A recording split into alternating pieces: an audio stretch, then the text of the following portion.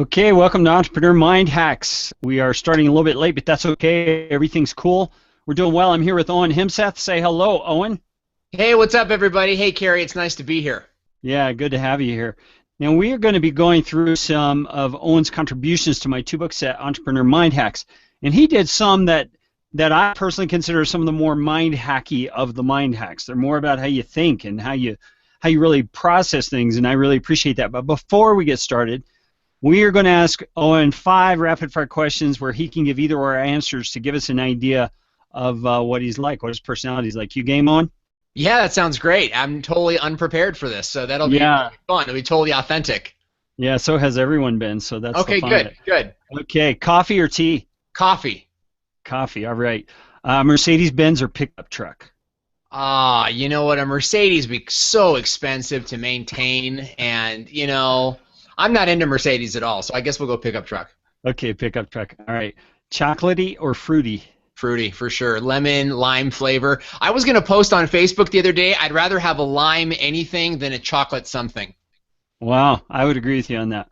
I'm into the fruit stuff. Yeah. Yeah. Okay, I think I know the answer to this one, but mountains or beach? Mountains. I thought beach since you lived in Cali. You know what? I've lived out here my whole life. I was living in Salt Lake City when I met my wife. I was only out there for a year, but I was living there that's where I wanted to be, was in the mountains. But my wife, was like, if you want me, then you're coming back to San Diego. So she won. That's a smart choice. Yeah. Yeah. Yeah. Well, you guys will just have to come out and visit. I live in Colorado. So. Oh, that's beautiful. That to me would be like where like retirement, or like when we've made it. Like that's where we want to be. That's where I want to be. I have to convince my wife. Yeah. Well, to me, that's the beauty of being an online entrepreneur, is you can live wherever you want. So. Yeah. That's why we're here. All right. Awesome. Let's see. I got one more to go here. Horror movie or thriller? Thriller for sure. I want to think. I like horror for its genre. I like the being a filmmaker. I love that part of it. But I want to be kind of like what's gonna happen next. You know what I mean? Like really engaged in the movie. So I like that kind of stuff. Yeah, I'm with you on that too. Well, thanks for being a sport on those. All right, we're gonna dive right in. Now, the one that I wanted to get into first of all was a chapter that Owen wrote called "The Law of As If." Yeah. And he starts out this way. He says, as a burgeoning entrepreneur, the biggest enemy you'll face is your own doubt. Tell me why you say that, Owen. We're constantly battling a force called resistance, and that resistance is the path of least resistance. It's going where it's easier to go, and for some reason your mind is constantly trying to tell you you're not good enough, that you can't make it, that what you're doing has been done before, and no one's going to be impressed, and everyone's going to hate you, and you're the emperor with no clothes. And as entrepreneurs, what separates us from the rest of the world is our ability to think differently. But then even among entrepreneurs, we have to be thinking stronger thoughts than what other entrepreneurs are thinking. And you have to put yourself in this place where that voice has no room to be heard. Right? You have to be constantly reinforcing your value proposition to yourself, right? That I am the best at what I do. I am unstoppable. And I'm not talking about mantras, and I'm not talking about kind of like daily affirmations, kind of like these floofy affirmations, which I'm not opposed to. It's just not me. Yeah. But like a real, genuine look at yourself in the mirror, and like, there is no one better at YouTube marketing than me. There is nobody better at web design than me. I'm going to take this country by storm, and anyone who wants to it's like you better stop me or join me. You know what I mean? Yeah. It's going to be one of those two things, and you have to battle the resistance that says, just stop, no one's going to care. Yeah, okay. I got 2 follow-up questions on that then. First of all, this might be delving into the realm of psychology more than we want to, but where do you think those negative or those doubtful things come from? You said they come from somewhere. I'm curious what your thoughts are. Yeah, they come from the most beautiful among angels who fell from heaven. Are you kidding me? Like, it comes from, you call it psychology, spirituality. You know where I stand, and I know where you stand. There is a force of evil in the world that wants to see you fail, and they are whispering in your ear constantly. So it might be, I think it comes from the world, it comes from the flesh, and it comes from the devil, right? It's all around us. And the devil, you know, for those of you that believe, he doesn't care if you're miserable. He doesn't care if you're whatever. He wants you to hate yourself because you were born in the outstanding image of God, and you were born with God's creative will and beautiful figure, and he wants to see that, you know, made to, you know, to fail. So you've got to fight that back. Now your flesh also plays a role. We also have dads that yelled at us, you know, uncles that hated us, girlfriends that dumped us. And we are constantly reliving that stuff in our own minds because humans beings, for some reason, we love pain. We pretend like we don't like it. Oh, I hate pain. It's like, then why are you constantly reliving the same painful experience day after day after day? We do it. We do it to ourselves. And so, you know, that's why I engage in a lot of prayer, and I engage in a lot of positive thinking, and I surround myself with positive people. Yeah, that's good stuff. I was noticing just the other day, you'll probably appreciate this, reading in, you know, the book of Genesis, the whole Tower of Babel story. Yeah. It's really interesting that God says, if we don't do something, there will be no end to what they can do, speaking of human beings.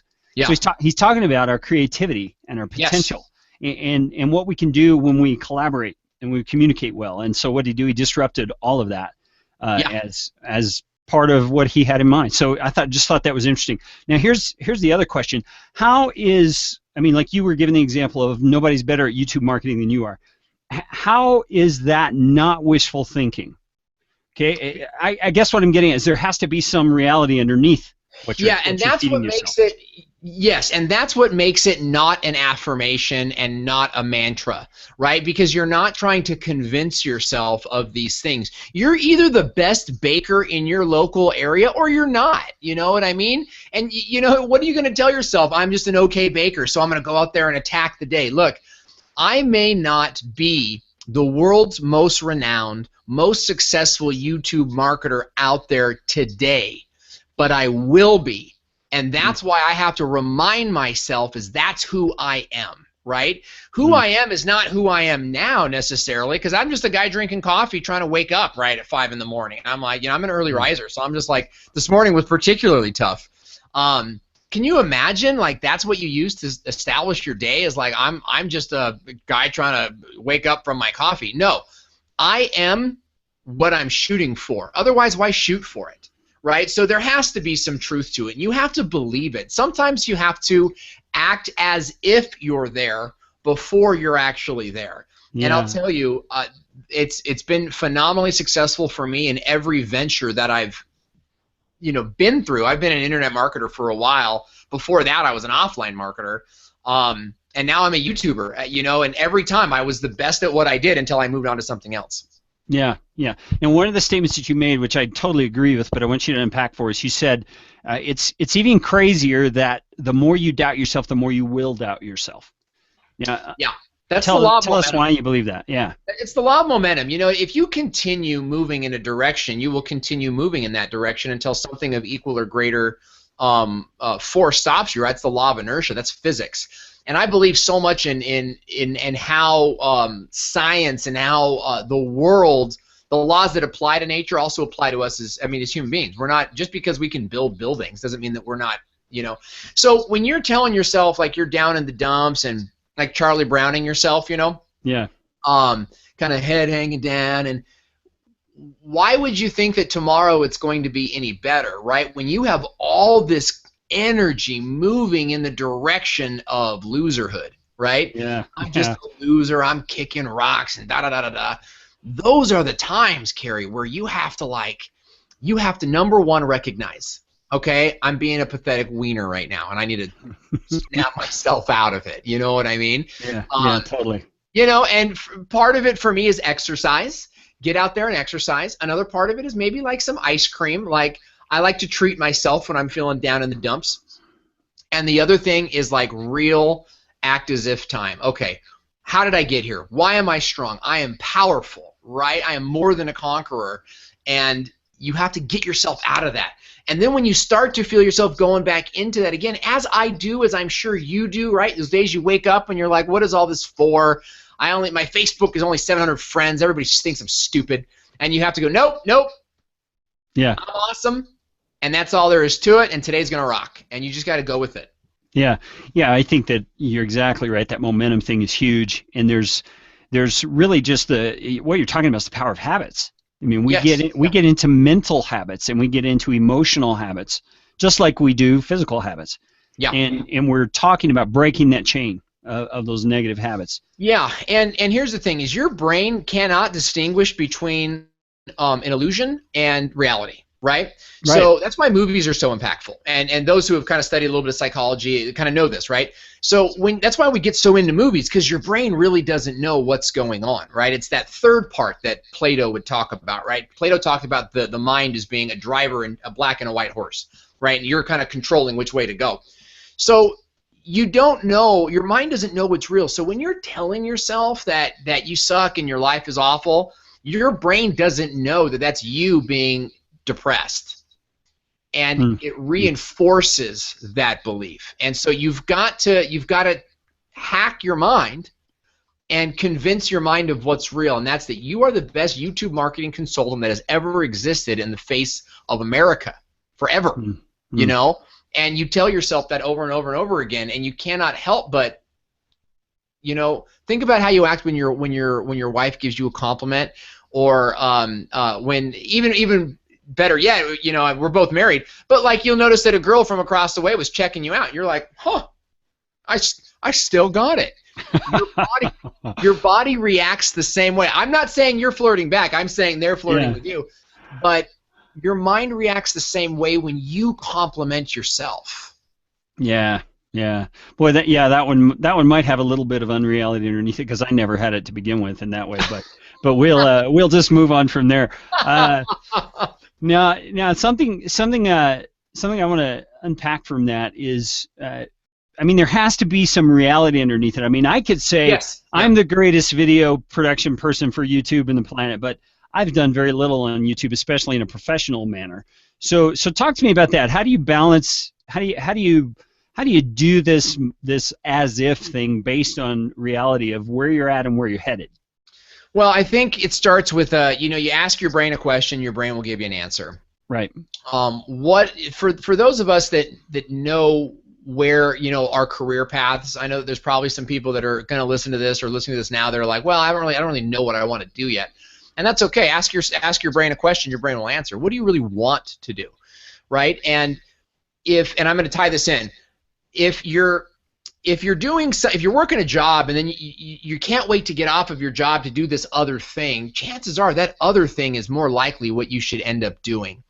So when you have that passion, that thing that you really love to do, then you have to ask yourself, are you working towards honing that craft and that skill in a manner that's going to benefit your life and your income, right, as a career, right? And that's where the law of act as if comes into play, because are you going to be just an okay juggler, or are you going to be the best freaking juggler ever, right?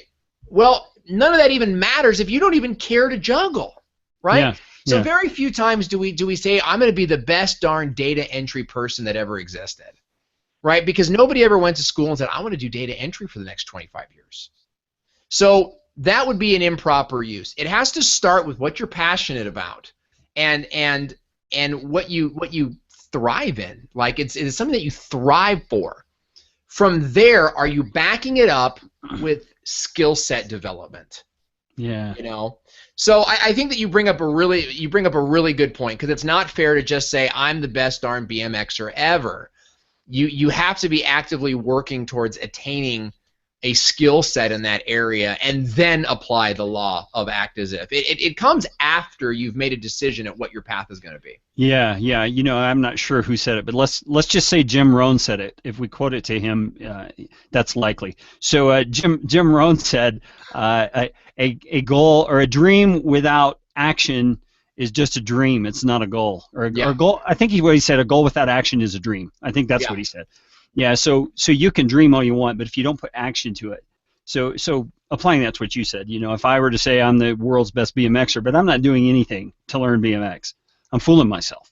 Yeah, we tell a story when I have a YouTube course, and when I start that course, I tell the same story, and it's about NASCAR, and I know we've hit so many different analogies here, but it's about NASCAR, and we talk about how there's people in the race that are actually driving the race, and they spent thousands of hours and thousands, if not millions of dollars just trying to qualify to get down there.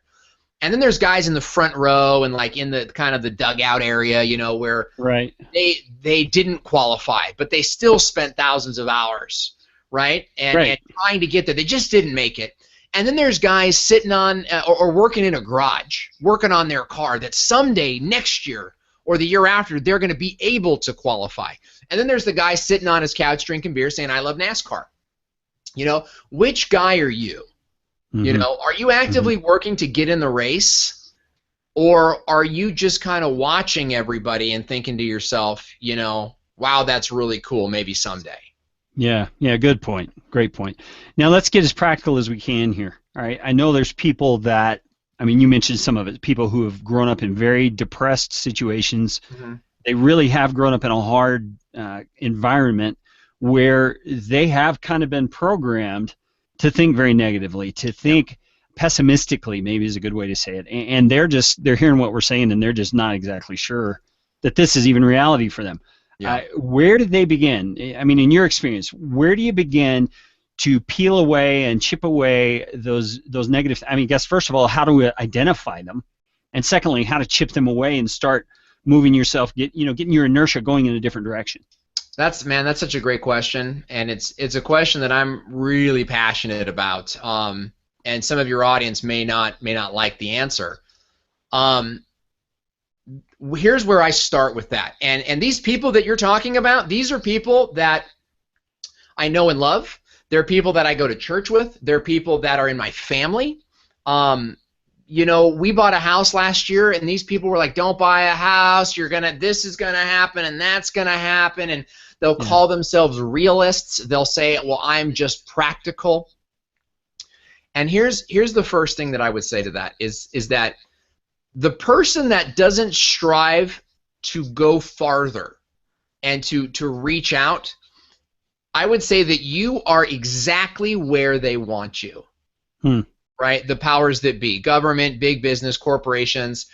I don't want to sound like a kook here, but they don't want you aspiring. They don't want you in their golf clubs. They don't want you competing with their products. They want you working for them for pennies on the dollar of what they make, not complaining and never thinking that you're worth more.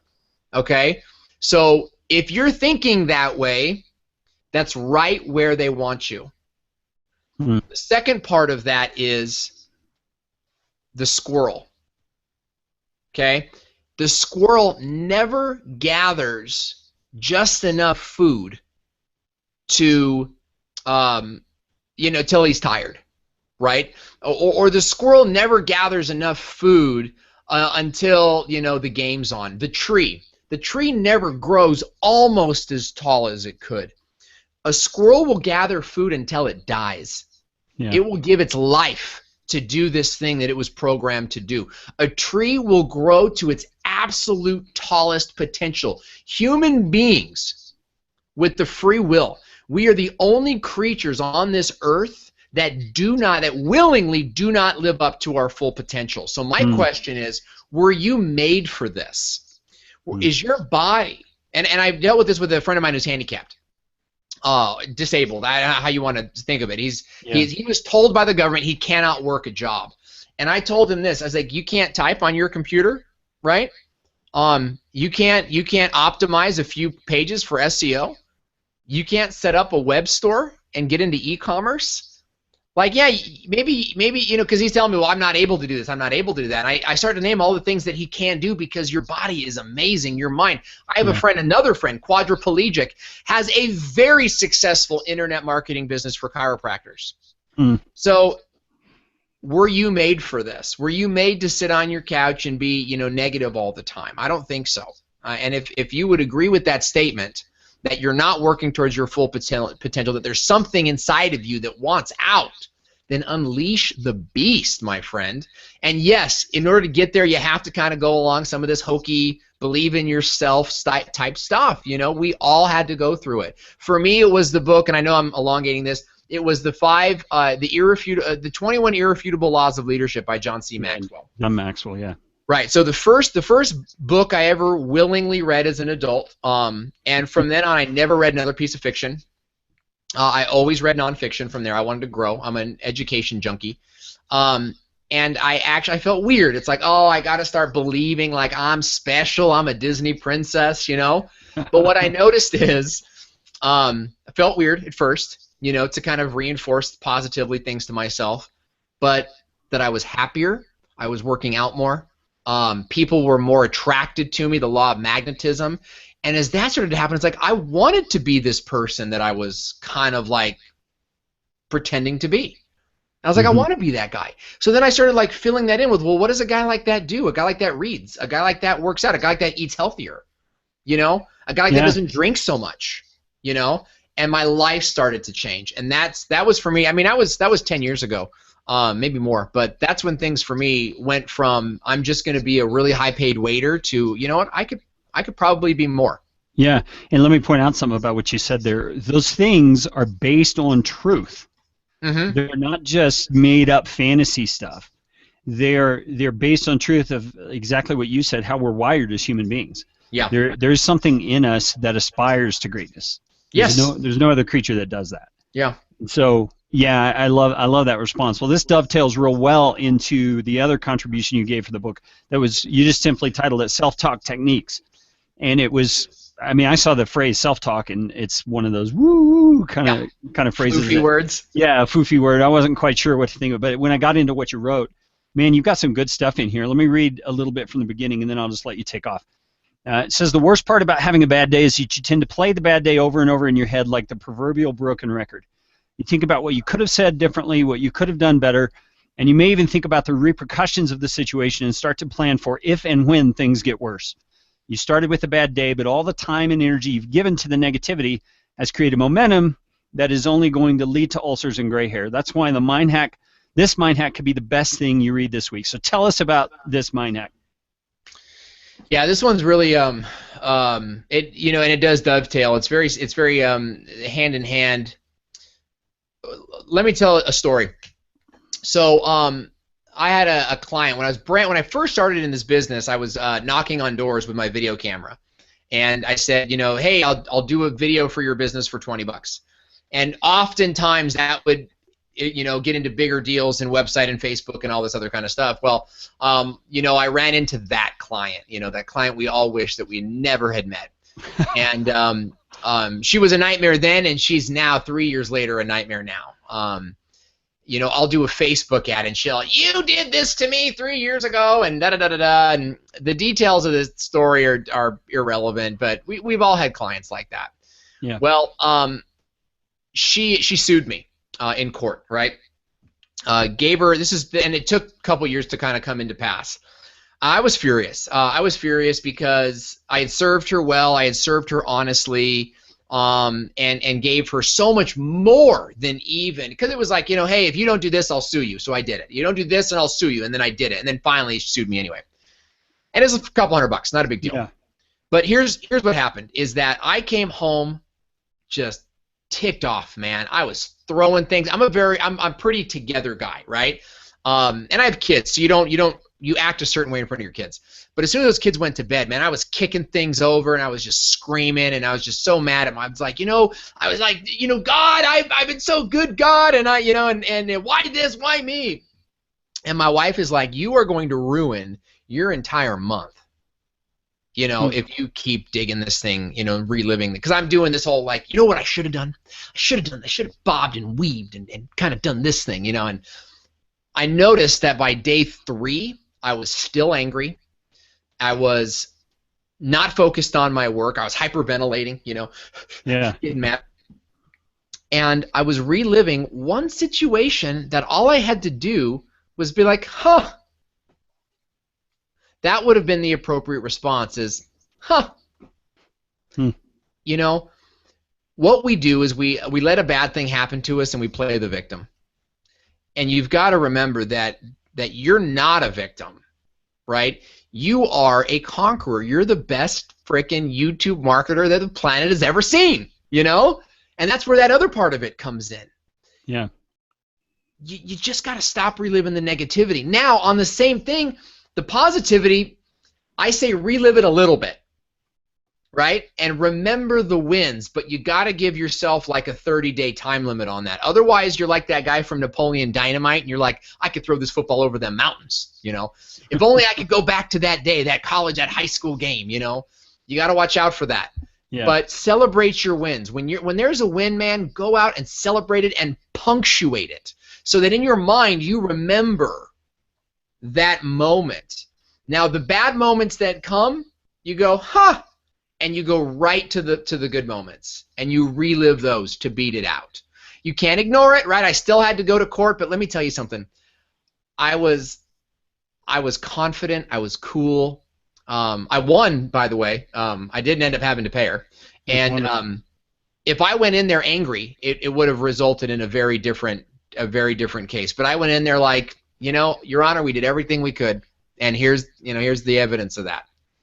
Yeah, that's great. That is great. And you know, you and I, you've already mentioned this once, but you know, you and I are men of faith, and I see circumstances like that as opportunities to root that experience and that victory into my faith as well. Yeah. So that I can turn my eyes up and say this is evidence that God is working with me. God is on my side. He's helping me. He's helped me overcome. He's helped me. Now, obviously, he does things that don't make sense sometimes, and you can look at it and go, well, is this evidence that he hates me then?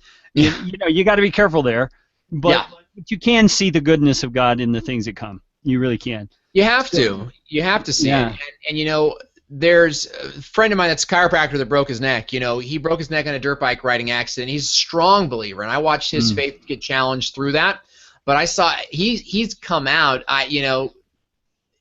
Such an inspiration to me. Not because he's, you know, he lost all of his abilities to walk and to do certain things, but he's just like, you know, give glory to God. If it wasn't for that, it wouldn't be this. Or I could be dead. Or my wife could be without a husband. My kids without a dad. I mean, he will rattle on all of these things that could have happened that are much worse than the situation that he's in today. And I think, you know, rooting it in that is a very mature way to handle your adult life, because you've got to have God is that unchanging thing, you know what I mean, and it keeps us you know, mystified by the goodness, but also challenged by the trials, and it keeps our minds fresh and thinking and wondering and working through it, and that is good for the human. It is good for the human to be challenged. Yeah, absolutely, absolutely. Well, Owen, thank you so much for your energy and your time and your contributions to the Mind Hacks books.